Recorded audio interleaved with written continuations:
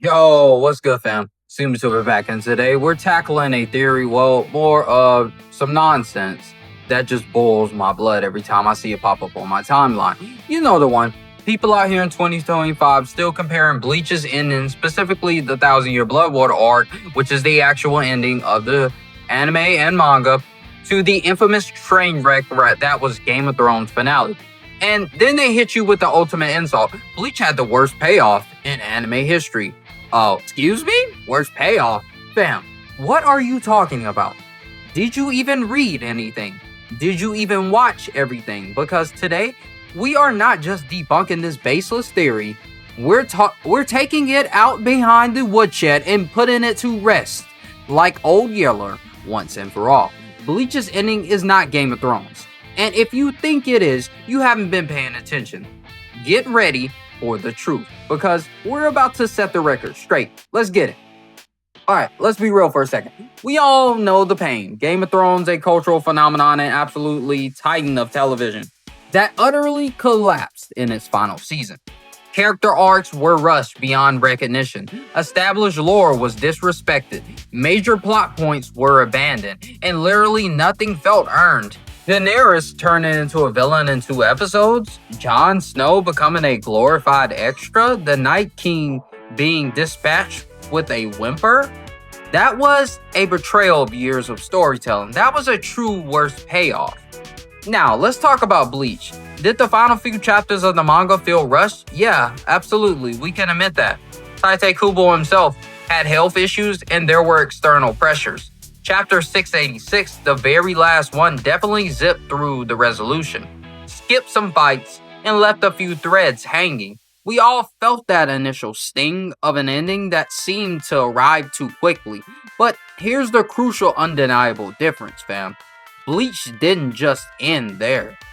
That was merely the end of the manga's weekly serialization. It was a launch pad, not a complete stop sign, and anyone still comparing it to Game of Thrones after all these years just hasn't kept up with the monumental amount of content that has solidified Bleach's incredible ending. This is where the debunking truly begins, fam. While the manga might have felt abrupt, what many casual fans or loud critics conveniently ignore is the countless canonical light novels that have fleshed out the Bleach universe after the manga ended. These aren't just random fanfics, they are official Tite Kubo supervised continuations and elaborations of the story. The biggest game changer: can't fear your own world. If you haven't read this trilogy, you cannot claim Bleach had a bad payoff. This series is an absolute masterpiece that addresses so many lingering questions we get. The true history of the Soul King, his purpose, his origin, the dirty secrets of the Soul Society's foundation. Hisagi, Shuhei's Bankai, Hashini, Kairai, revealed in its full glory, and it is awesome. The fates and roles of fan favorite Arankar and Fullbringers, Grimjow, Nail, Aura, Shukishimi, they all play crucial roles. Aizen's deeper involvement in his true motivations post Thousand Year Blood War. He's not just chained up, he's playing 5D chess from his prison cell. In-depth explanations of Bankai, qualification, and Quincy powers that clarify so much of the power system, the true nature of the Bleach cosmology. This novel literally expanded the entire universe and explained how everything works. And Tite Kubo is even planning to actually put this into anime form. Can't fear your own world alone is a massive payoff. It's like getting an entire new arc worth of material that solidifies the lore and gives fan favorite characters their earned moments. And that's not all. We also have Spirits Are Forever With You, another novel that delves into Captain Kenpachi Zaraki's past and the brutal history of the Soul Society. We do not always love you. This one gives us insight into Rukia and Renji's relationship and the domestic lives of our beloved characters post-war. Official guidebooks and data books. Kubo himself released countless supplementary materials, interviews, and character data books that provided answers and cleared up mysteries that might not have fit into the manga's hurried ending. So, when people say worst payoff, I just have to ask, did you even read any of this? Because these novels alone fill almost every single gap and provide incredible resolution and expansion to the story and its characters.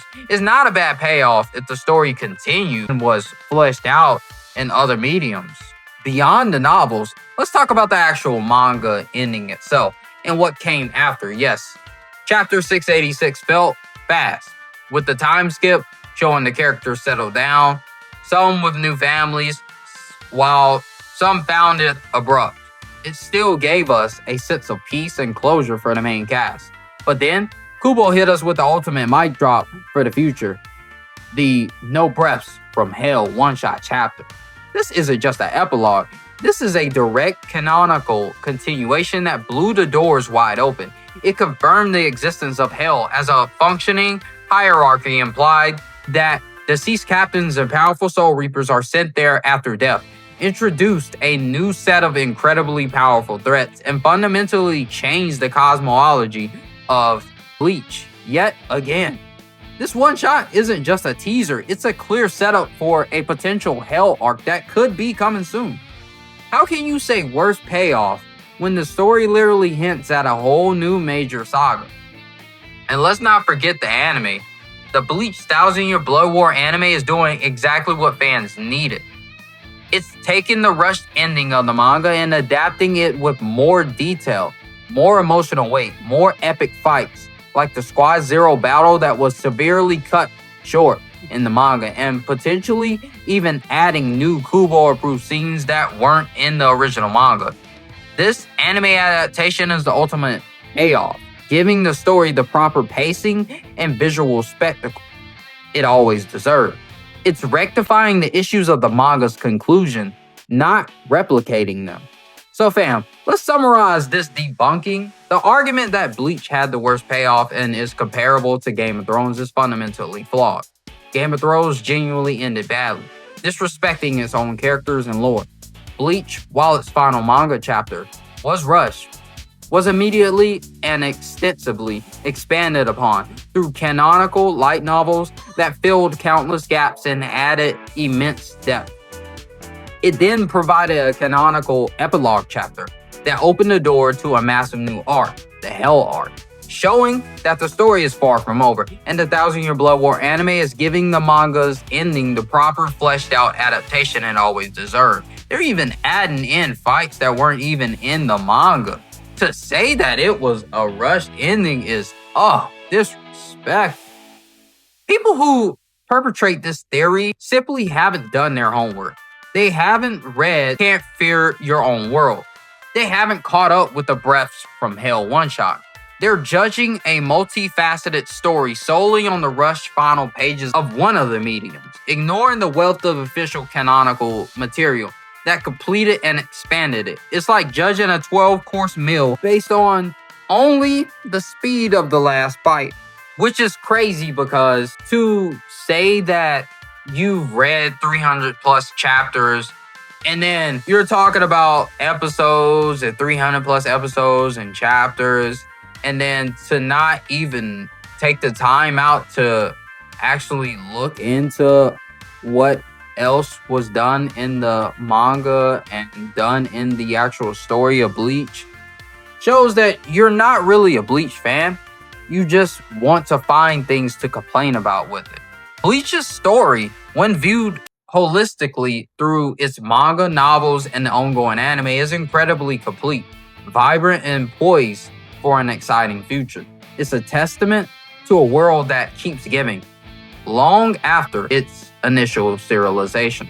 So let's put this Game of Thrones comparison to bed.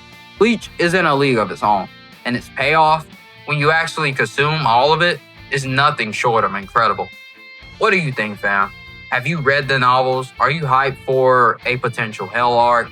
Let me know your thoughts in the comments below. Let's show these naysayers the true depth of Bleach's storytelling. If this video cleared things up for you, if you're a proud Bleach fan who agrees, then smash that button. Show your Roncar slaying pride. And subscribe to Seemlytuber for more anime debunking, deep dives, and all the Bleach heat you can handle. Hit that notification bell so you don't miss out on weekly drops. Check out our other Theory Busted videos right here on the end screen. I'll check y'all at the next anime cookout. Peace.